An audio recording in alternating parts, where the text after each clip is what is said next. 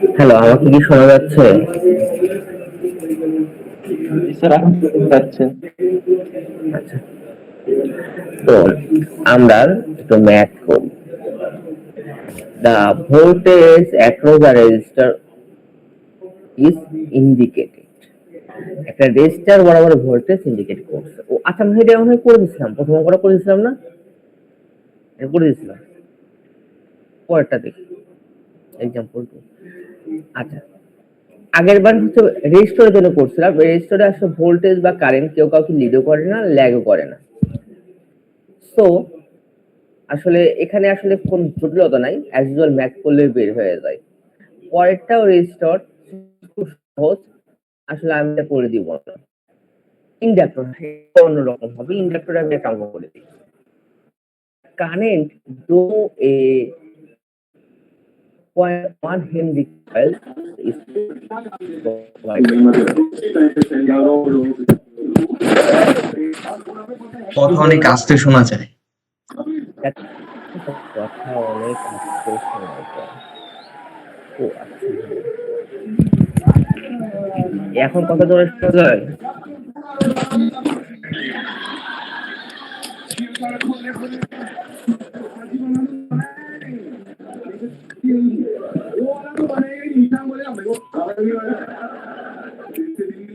এটা মিউট করে দেওয়ার একটা অপশন ছিল না?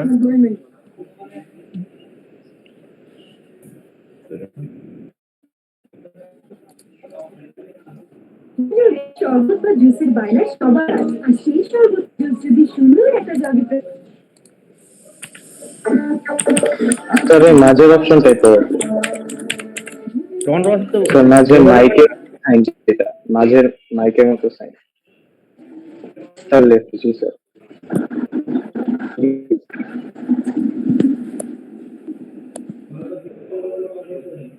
আচ্ছা, কি যেন বলছিলাম, ভুলে গেছি। আচ্ছা, তাহলে যখনই এই আসে, তার মানে আমরা বলছিলাম এখানে একটা ইন্ডাক্টর আছে। Find the sinusoidal expression for the voltage and current, sorry, expression for the voltage across the coil, এবং কি ভি কার্ভ এবং আই কার্ভ আঁকতে বলছে। তো প্রথমে কারেন্টের জন্য এই করি। কারেন্ট কত দেওয়া আছে? 10 sin ওমেগা টি।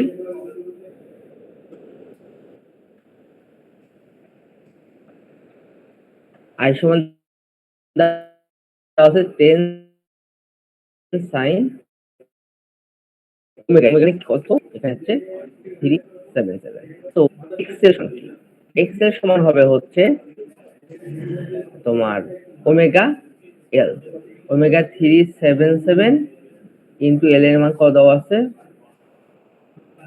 0.1, মানে হচ্ছে 37.7 হচ্ছে এক্সেল। এক্সেল হচ্ছে ওহো। এখন ভি কি হবে? Find the sinusoidal expression for the voltage. So V is equal XL into কি, আই কি দেওয়া আছে? I m. I m XL হচ্ছে 37.7 ইন্টু আই এম এর মান হচ্ছে 10, তাহলে হচ্ছে 397। তাহলে আমি ভি এর মান পেয়ে গেছি। মানে ভি বলতে কি এখানে ভি এম, কারণ আই এম দ্বারা গুণ করতেছি, সেটা হবে V M.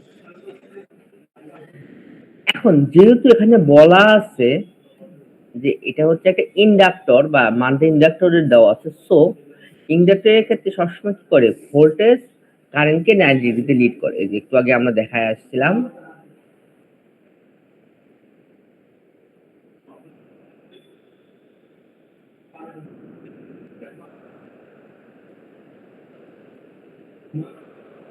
For inductor voltage leads current by 90 degree. এটা আমাদের মোটামুটি আমরা যখন থিওরি পড়লাম তখন আমরা শিখে গেছি। এটা নতুন করে দেখাইতে হবে এমন না।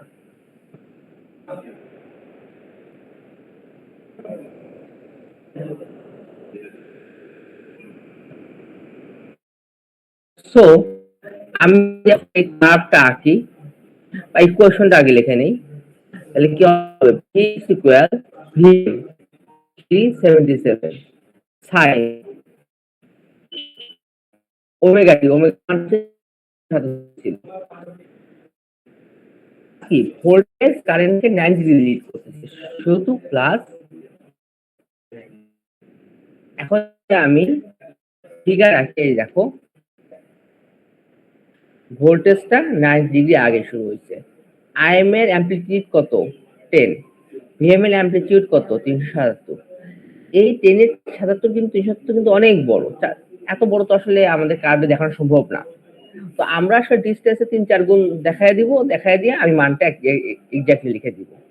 তাইলে আমি বুঝে নিব যে তুমি ঠিকঠাক বুঝতে লিখছো। বার ধরো ভিএম এর মান আসছে, আইএম এর মান ধরো হচ্ছে 10, আইএম এর মান হচ্ছে 10, ভিএম এর মান হচ্ছে 20। এখন 20 রে তুমি কি করছো? 20 রে তুমি এমনে লাগাই দিছো, তাহলে কিন্তু আমি মানবো না। মানে একটা ডিসটেন্স রাখতে হবে যেখানে হচ্ছে দেখানো সম্ভব, দেখাবে যেখানে সম্ভব না সেখানে এরকম কিছু রাখবো। আমি আসলে বুঝিনি তুমি আসলে পারো নাকি আন্দাজে করছো, এটা ডিটারমাইন আমি করবো। ক্লিয়ার? কারো কোনো কোশ্চেন আছে? স্যার এক্সামে এই ড্রটা কি পেন্সিল দিয়ে করবে না কলম দিয়ে করতে হবে? অবশ্যই কলম দিয়ে করতে হবে। Okay sir.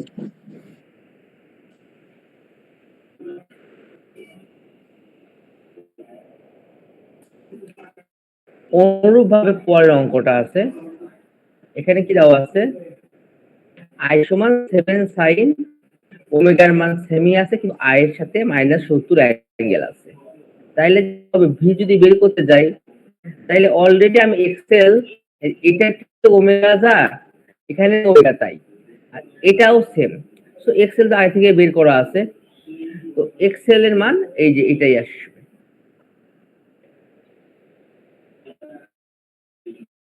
O sorry, I এর মান তো চেঞ্জ আছে, এক্সেল এর মান এটাই আসছে। এবার দেখো এক্সেল এর মান দেখাই নেই ওরা। আচ্ছা এক্সেল মানে একবার জিনিস আসছে, ভিএম কি হবে? এম ইনটু এক্সেল,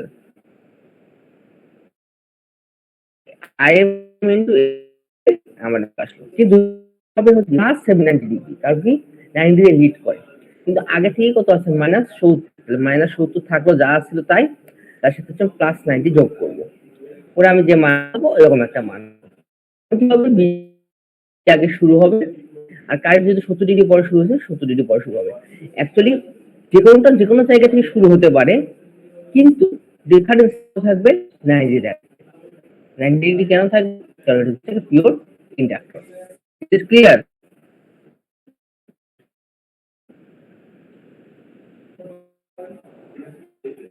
কারো কোনো কোশ্চেন আছে?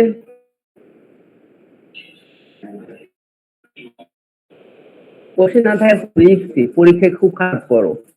কোশ্চেন করলে তা বলা যায় যে পারতেছ না, আমি বুঝতে পারি যে এখানে বুঝতেছো না। কোশ্চেন না করলে মনে হয় যা পড়াচ্ছি সব বুঝতেছো, পরীক্ষায় পারবা, কিন্তু খাতায় রিভিশন পাচ্ছি না।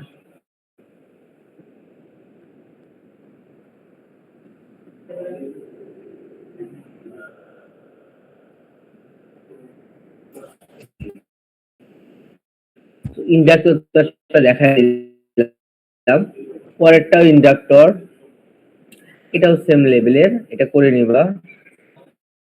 এটা ক্যাপাসিটর, এটা কঠিন নাকি পরেরটা কঠিন একটু দেখি। আচ্ছা দেখো, প্রত্যেকটা আই কে ভি বের করছি, তাহলে এই আইটা করে দেয়, এটা ভি থেকে আই বের করতে হবে। So voltage across 1 microfarad capacitor, এই যে ক্যাপাসিটর যদি লেখা নাও থাকে, জাস্ট এফ থাকে, তাহলে কি 1 microfarad capacitor. Is it clear? আচ্ছা, প্রোভাইড দিল what is the sinusoidal expression for current. এখানে হচ্ছে ওমেগার মান দেওয়া আছে 800, ভি এর মান দেওয়া আছে হচ্ছে 30 বা ভিএম। আই কি হবে? I is equal, I am সমান হচ্ছে ভিএম বাই, ওখানে আসবে না,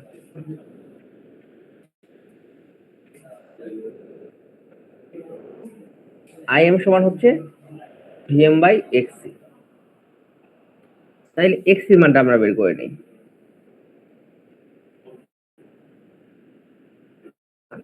দেখো ওমেগার মান যেহেতু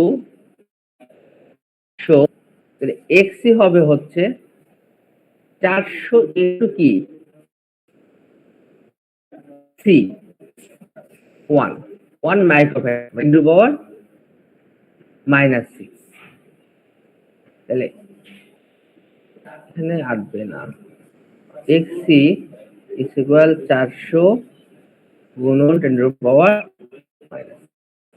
বা -6 না দিয়ে 1 × 10⁻⁶ দিলে ভালো হয়। দেখি এক্সি সমান 400 গুণন 1 ইন্টু 10⁻⁻, করলে কত আসে দেখি। হ্যাঁ, কত আসছে এক্সি।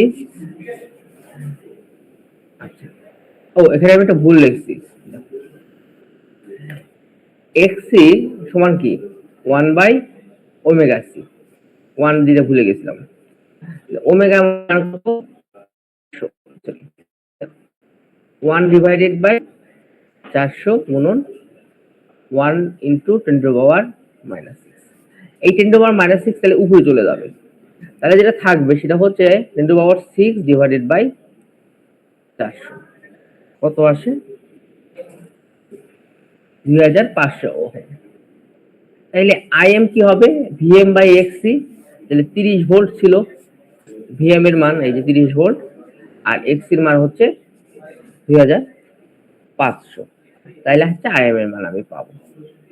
আর ক্যাপাসিটরের ক্ষেত্রে কি হয়? কারেন্ট লিড করে ভোল্টেজকে 90 ডিগ্রিতে, তা ভোল্টেজে কোনো অ্যাঙ্গেল নাই।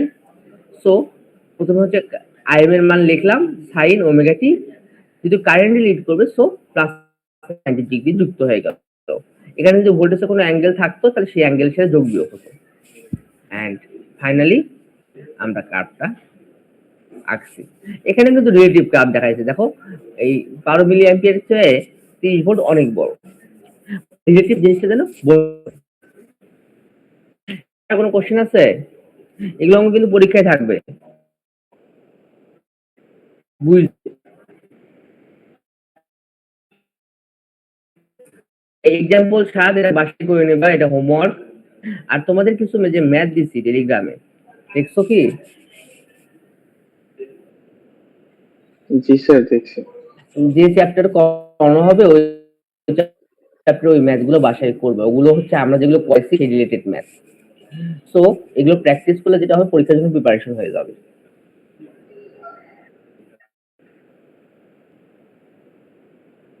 এবং মোটামুটি বুঝতে পারবে কোশ্চেন কি হতে পারে, প্যাটার্নও চলে আসবে। ওকে,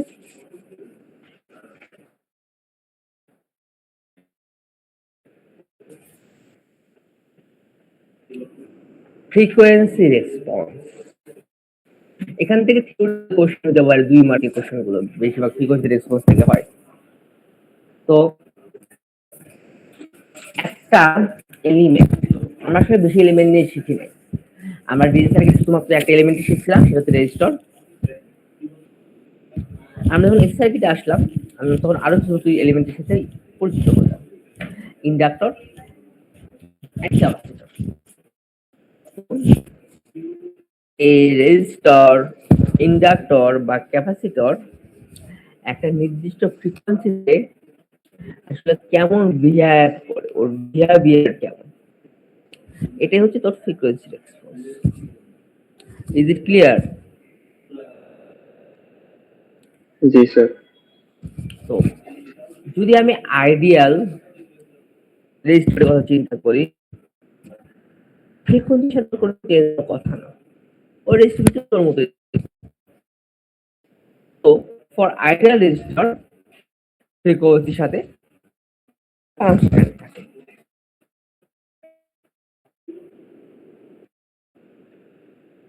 আইডিয়াল ইন্ডাক্টর কথা চিন্তা করি,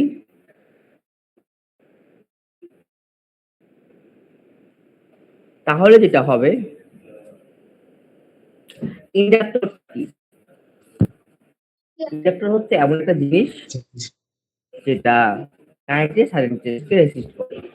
ইন্ডাক্টরের যদি ইকুয়েশন লিখি সেটা যেটা আসে সেটা হচ্ছে এক্স এল সমান ওমেগা এল। ওমেগা এল মানে কি? 2 পাই এফ এল। এফটা কি? ফ্রিকোয়েন্সি। তো ইন্ডাক্টর আসলে ফ্রিকোয়েন্সির উপর নির্ভরশীল। তার মানে কি এই কোশ্চেন থেকে আমরা কি বুঝি, যদি ফ্রিকোয়েন্সি বাড়ে, নির্দিষ্ট একটা ম্যাটেরিয়ালসের একটা ইন্ডাক্টর তার জন্য যদি ফ্রিকোয়েন্সি বাড়ে, তাইলে কি হবে, রেজিস্ট্যান্সের মান বাড়বে না কমবে? ফ্রিকোয়েন্সি বাড়লে এটা বাড়বে না কমবে? স্যার বাড়বে। বাড়বে। কারণ কি এটা হচ্ছে 2 পাই এফ এল এর গুণফলের সমান হচ্ছে এক্স এল। সো যদি এফ বাড়ে, যত বাড়বে তত কি হবে, রেজিস্টিভিটি বাড়বে। তার মানে কি, ধরো এক্স ম্যাটেরিয়াল দিয়ে একটা ইন্ডাক্টর তৈরি, ফ্রিকোয়েন্সি যত বাড়ছে ইন্ডাক্টর ইন্ডাক্টিভিটি তত বাড়ছে। এটা একটা ওয়াই ম্যাটেরিয়াল দিয়ে তৈরি, ফ্রিকোয়েন্সি যত বাড়ছে ইন্ডাক্টরের ইন্ডাক্টিভিটি তত বাড়ছে। Is it clear? G sir.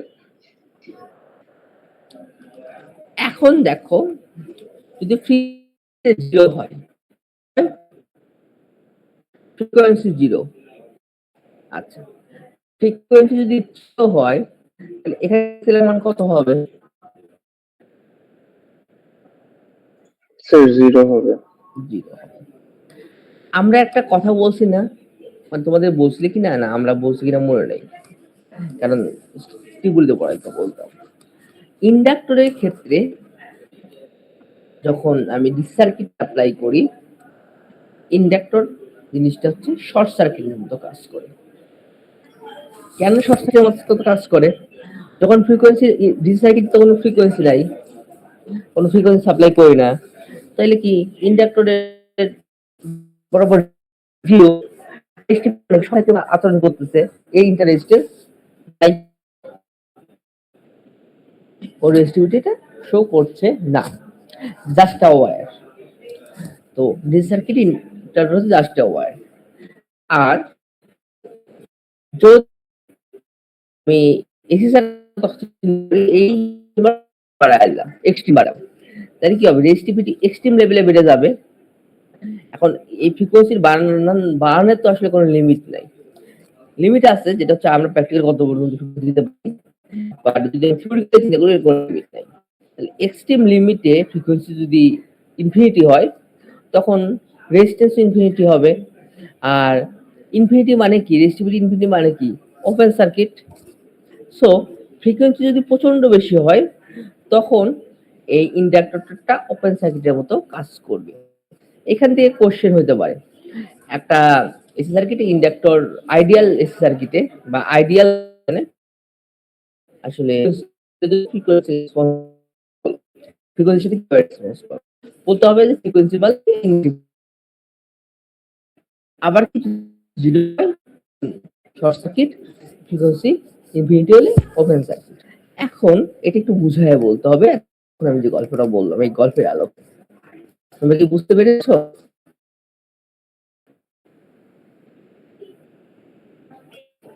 Sir এটা কোশ্চেন আসলে আমাকে আমার মানে এটা তো আসলে ম্যান টু ম্যান ভ্যারি করে ভাই। আমি কোশ্চেন করে এটা 2 মার্কের কোশ্চেন দিব। এর থেকে বেশি মাত্রা কি হতে পারে, মানে আরো এক্সপ্লেন করা লাগে যদি। হ্যাঁ হতে, তখন এই আরো কিরকম, এইটার কোশ্চেনটা তুমি আমাকে ক্লাস আবার করবা, আচ্ছা পড়ায় নিয়ে এখন বুঝবা না, ভিজুয়ালাইজ করতে পারবা না।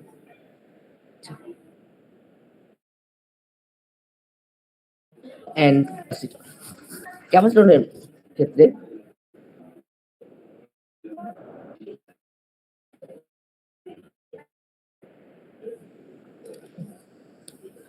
xc সমান কি 1/2 পাই, মানে এটাও ফ্রিকোয়েন্সির উপর নির্ভরশীল, কিন্তু যেহেতু ব্যস্তানুপাতিক, সো ফ্রিকোয়েন্সি বাড়লে ক্যাপাসিটেন্স কমবে, ফ্রিকোয়েন্সি ক্যাপাসিটেন্স বাড়বে। সো এটার গ্রাফটা কিছুটা এইরকম, যে যখন ফ্রিকোয়েন্সি অনেক কম, ক্যাপাসিটরের রেজিস্টিভিটি অনেক বেশি, ফ্রিকোয়েন্সি যত বাড়াবো ক্যাপাসিটরের রেজিস্টিভিটি ততই কমতে থাকবে। এটা হচ্ছে 1 মাইক্রো ফ্যারাড ক্যাপাসিটরের জন্য, এটা 0.3 মাইক্রো ফ্যারাড ক্যাপাসিটরের জন্য। যেমন ক্যাপাসিটর সেই হিসেবে হচ্ছে ওর কাপ চেঞ্জ হবে। বাট প্র্যাকটিক্যালি ইস্যুটা এইরকমই যে রেজিস্টিভিটি যতই আমি রেজিস্টিভিটি কমতে থাকবে। এখন ফ্রিকোয়েন্সি যদি 0 হয়, এই 1 ডিভাইড সামথিং ডিভাইডেড বাই 0 মানে কি ইনফিনিটি। মানে যদি কোনো ফ্রিকোয়েন্সি না থাকে তাহলে এই রেজিস্টিভিটি কি হবে? তো কোনো ফ্রিকোয়েন্সি নাই, বেসিক সার্কিটে ক্যাপাসিটর রেজিস্টিভিটি কি হবে? ইনফিনিটি। তো ডিসি সার্কিট একটা ক্যাপাসিটর ওপেন সার্কিটের মতো কাজ করবে। এন্ড এসি সার্কিটে যদি ফ্রিকোয়েন্সির মান অনেক বাড়াই তখন যেটা হবে এটা শর্ট সার্কিটের মতো কাজ করবে। So capacitor high frequency short সার্কিটের মতো কাজ করে, জিরো ফ্রিকোয়েন্সিতে ওপেন সার্কিটের মতো কাজ করে। আসলে কি অবস্থা আছে তার উপর। এতক্ষণ যা কিছু বললাম সবকিছু হচ্ছে আইডিয়াল, নট প্র্যাকটিক্যাল। কি ideal, not practical. Clear? G sir. এখন আমি প্র্যাকটিক্যাল রেসপন্স দেখাবো। তোমরা একটু এগুলো রিডিং করে নিবা ভালো মতো, যাতে করে পরীক্ষায় কোশ্চেন এসে লিখতে পারো। আমি তো থাকলে ওটা লং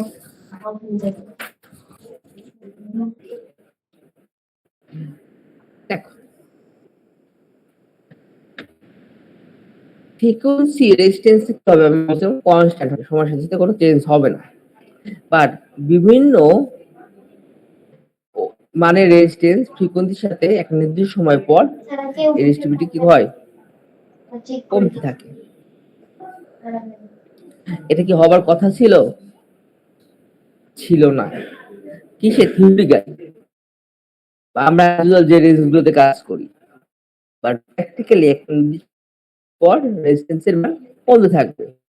এখন কত ফ্রিকোয়েন্সির মান কমতে থাকবে নির্ভর করলে ওই রেজিস্ট্যান্সের মান কত এবং কি ম্যাক্সিমাম ফ্রিকোয়েন্সি ম্যাটেরিয়াল দিয়ে তৈরি এবং কি আর্কিটেকচার, মানে কিভাবে ওটা তৈরি করা হয়েছে, এই সব কিছুর উপর। আবার যদি আমি ইন্ডাক্টর নিয়ে স্টাডি করি, ইন্ডাক্টরের মান কি?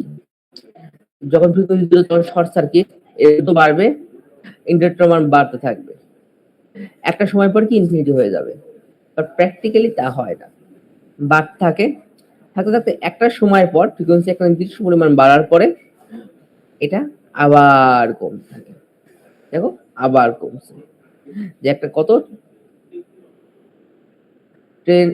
10 মাইক্রো হেনরি একটা ইন্ডাক্টর, এটা হচ্ছে 6 মেগাহার্টজ, 6 এর পর 6 না, এটা হ্যাঁ রাফলি মনে করো 6-7 মেগাহার্টজ এর পরে আবার কমতে থাকছে। সো ওই যে একটু আগে একজন আমাকে কোশ্চেন করলা না যে স্যার যদি বেশিরভাগ কোশ্চেন আসে তখন ওর সাথে লাগাই দিবে প্র্যাকটিক্যালি আসলে কি হয়, বা অন্য কোনো কোশ্চেন জুড়ে দিবে। বা এমন দিল যে পিওরলি ইন্ডাক্টরের জন্য কি হয়, পিওরলি ক্যাপাসিটরের জন্য কি হয়, বা পিওর ইন্ডাক্টর এন্ড প্র্যাকটিক্যাল ইন্ডাক্টরের যে তুলনা। অ্যাকচুয়ালি আমরা স্বাভাবিকভাবে 2 মার্কের বেশি কোশ্চেন এখানে রাখি না থিওরি ছাড়া। তো আমরা তো মনে হয় 4-5টা থিওরি পড়াবো, অলরেডি 3টে ছোট ছোট থিওরি পড়াইছি। তখন ওই থিওরি স্বাভাবিকভাবে পরীক্ষায় আসে, বাট এগুলো থিওরিক্যাল মানে অনেকগুলো জোড়া লাগায় দিবেন এর কোনো মানে নেই। এই টাইপের কোশ্চেনগুলো স্বাভাবিকভাবে 2 মার্কের কোশ্চেন আসে ফাইনালে, মানে জেনারেলাইজ প্যাটার্নের কথা বলতে হবে। বাট সবকিছু চেঞ্জ হতেই পারে। ওকে, কারো কোনো কোশ্চেন আছে? এই কোশ্চেন? না স্যার। আমরা ঈদের পর পর হয়তো 1টা-2টা ক্লাস করব, হ্যাঁ, পরে আমরা কিন্তু একটা ক্লাস টেস্ট নেব। সো বাসায় একটু পড়ো, ঈদের আগেই বলে রাখো, কারণ ক্লাস তো ঈদের আগেই নিয়ে নিচ্ছি, ঈদের পরে ঘোরাঘুরি করবে তখন আর শুনতে ভালো লাগবে। তো ঈদের আগে পড়াশোনা করে রাখো, যত পড়ানো হলো ঈদের পরে একটা দুটো ক্লাস নিয়ে আমরা একটা বড় সিলেবাস উপর ক্লাস যতক্ষণ পড়াইছি তার উপর। এটা আগেই জানিয়ে দিলাম যাতে করে তোমার মেন্টাল প্রিপারেশন থাকে।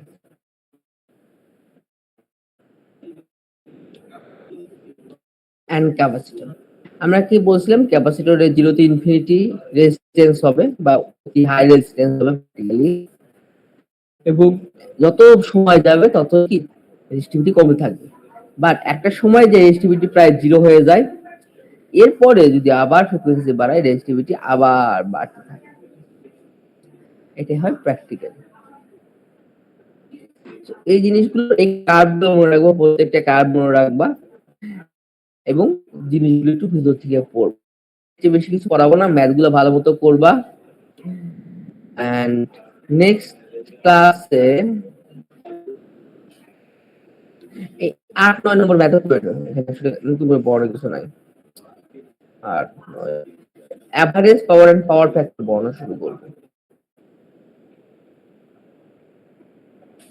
কারো কোনো কোশ্চেন আছে আজকে যা কিছু পড়ার? এই রেকর্ড করি নাই, ও রেকর্ড করতে ঠিক আছে। কারো কোনো কোশ্চেন আছে আজকে যা কিছু পড়ালাম এর উপর? এনি কোশ্চেন, কোনো জিজ্ঞাসা বা কোনো মতামত?